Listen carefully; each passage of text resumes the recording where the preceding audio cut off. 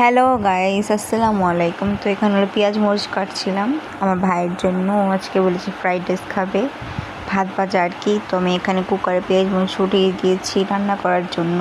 এখানে পেঁয়াজ মরিচ আমি ভাজছিলাম, তারপর হলো হলুদের মরিচের হাজিটা আপনাদের দেখাচ্ছিলাম। তারপর হলো আমি এখানে বসে বসে লাড়ছিলাম, যেহেতু ফ্রাইড রাইস রান্না করতে হবে। হয়ে গেল ফ্রাইড রাইস, খুবই মজা ছিল ভাত ভাজাটা। তো 2টা প্লেট নিয়ে নিয়েছি আমরা খাবো এর জন্য।